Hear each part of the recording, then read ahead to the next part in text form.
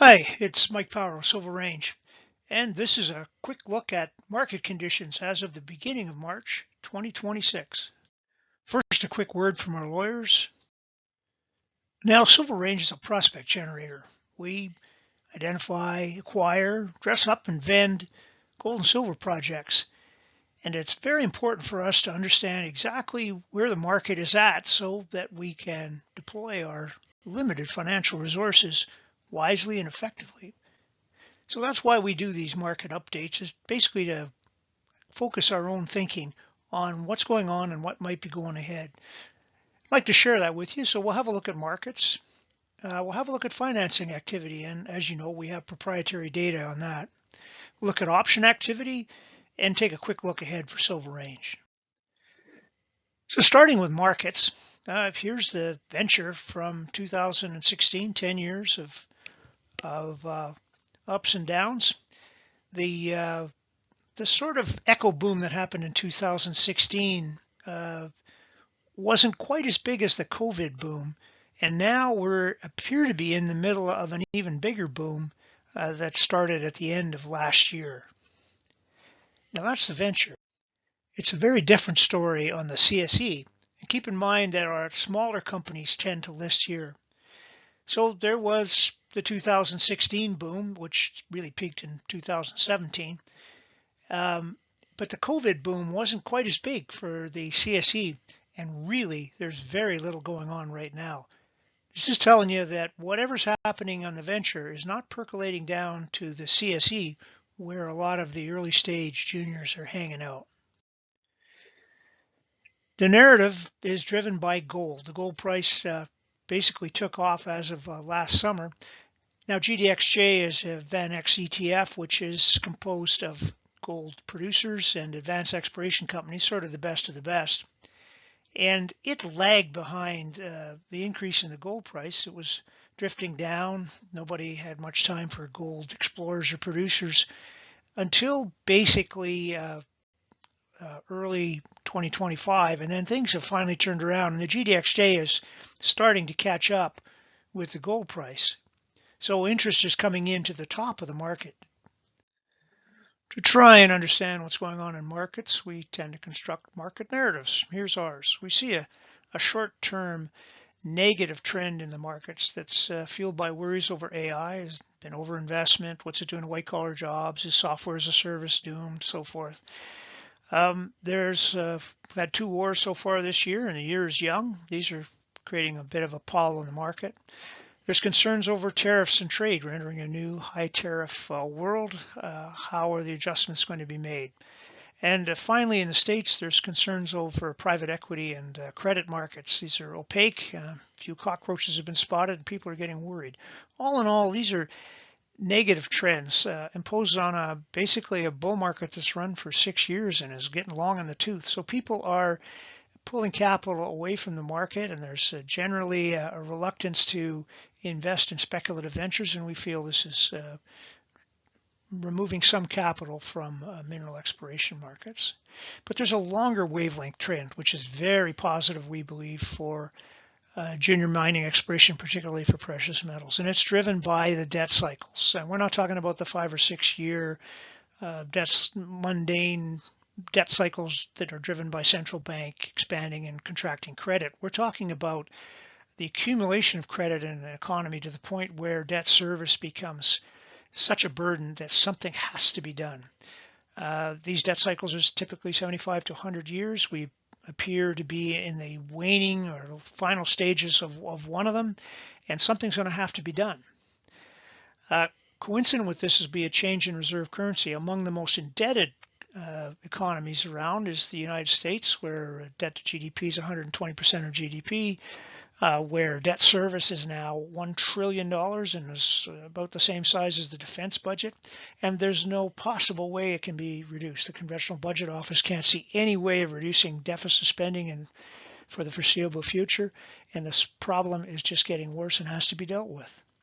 We're in a stage of what they call fiscal dominance, where governments have to continue borrowing and central banks have a mandate to continue pumping out credit.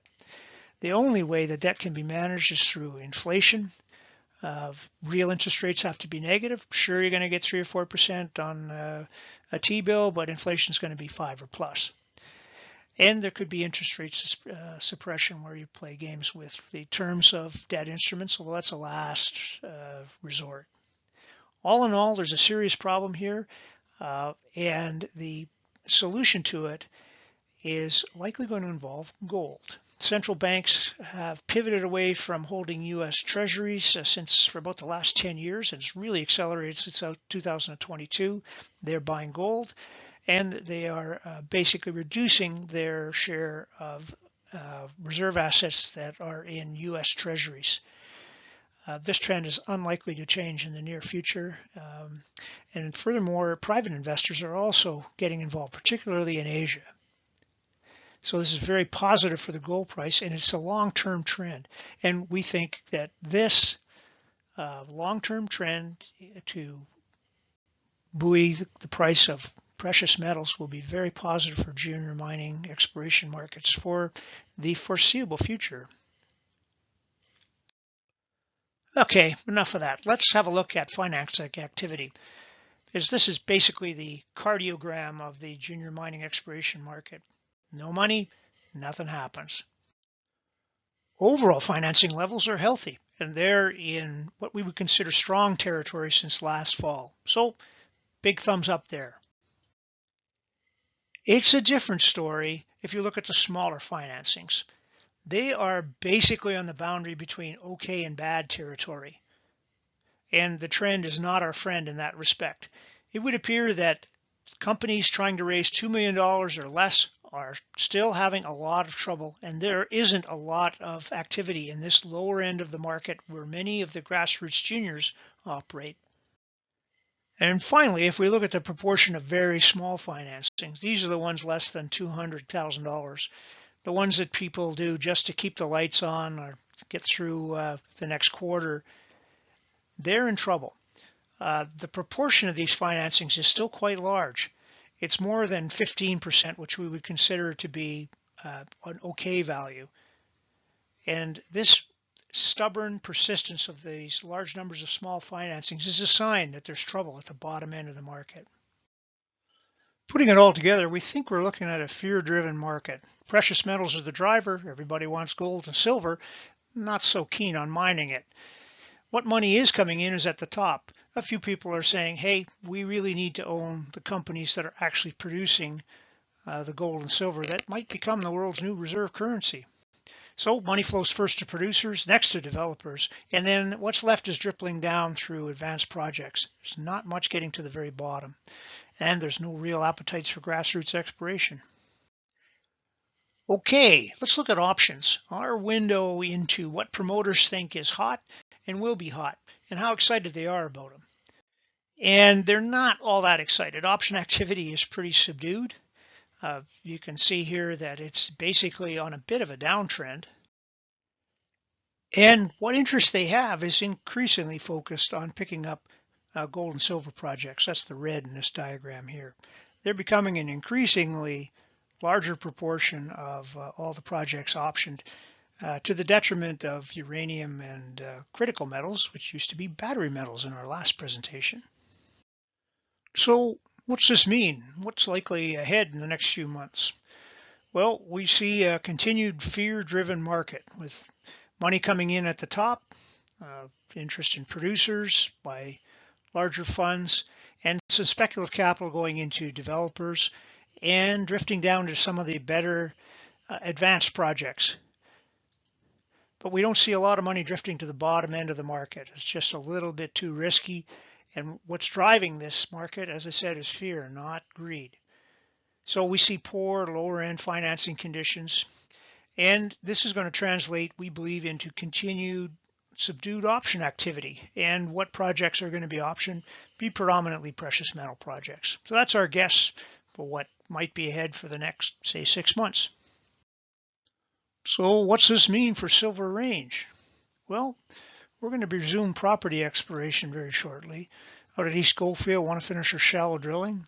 At Alamo, we're waiting on results from a large soil survey, and we plan on doing some geophysics there afterwards. We're working on our new projects, and we'll be adding a couple more, I think, this spring. In partner news, I know I've said this a lot, but we expect some motion on Broden pretty soon.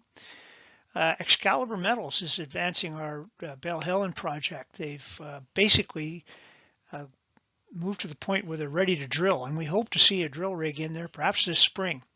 Some pretty exciting possibilities out there. Walker Lane Resources is financing, and we hope they'll get started on work on our Cambridge, Tule Canyon, and Silver Mountain projects this spring and summer. And finally, Rush Gold. They've finished a surface exploration program and are also getting ready to drill, perhaps this spring. So we might have some partner news to fill our sails. So that's it. I hope you'll continue to follow us, and we look forward to some better days ahead. Thanks.